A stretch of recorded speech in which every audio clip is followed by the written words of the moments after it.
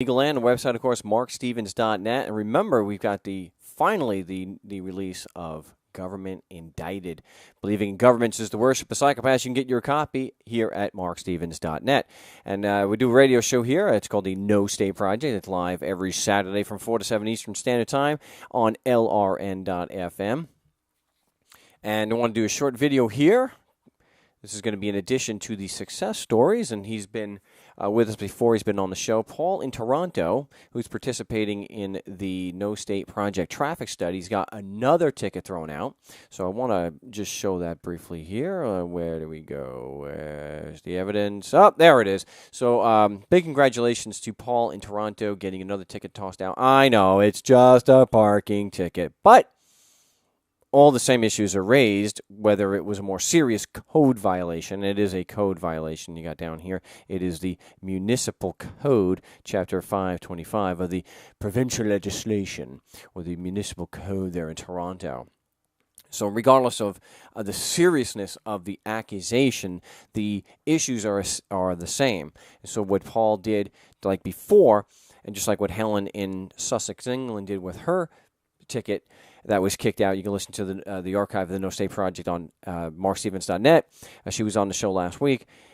We just stick to there's no evidence of jurisdiction. There's no evidence the Constitution and laws of the plaintiff state or plaintiff province or municipality has any application whatsoever. So what we do is with the motion to dismiss is challenge that there's no evidence proving the Constitution and laws apply that this jurisdiction. There's no valid cause of action. There's no legitimate or valid adversary. There's no loss, harm, or injury, anything like that, which would give rise to an adversary proceeding or make someone an adversary. And so he went through a number of different court dates, unfortunately, and they obviously there was no evidence given.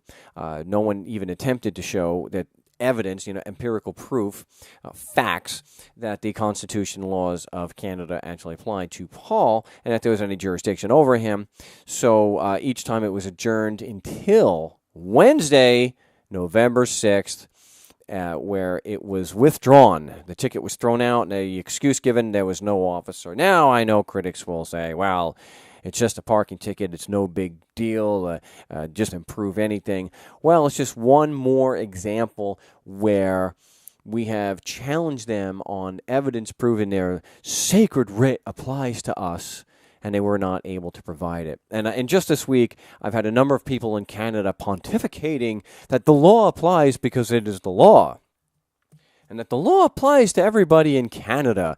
And when I asked them, why is that true? I even had one tell me, and I'll talk more about this on the show, tell me the law is the law and applies to everybody in Canada. And I said, well, that's your opinion. Do you have any evidence to actually back that up? He says, it's not an opinion. It's a statement of fact.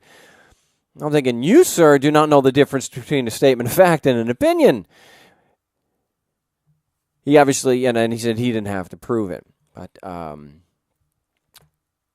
if there was evidence that their sacred writ, their Constitution and laws apply to everyone in Canada for no other reason that they were in Canada, then they would be happy to provide it. They had quite a long time here. So if you look at the dates here, this goes back, I guess it goes back a year. Goes back a year, and in all that time, they could not provide one shred of evidence, not respond at all, because, hey, why respond to questions of evidence? They don't have any. But big congratulations to Paul. Appreciate him sending me this.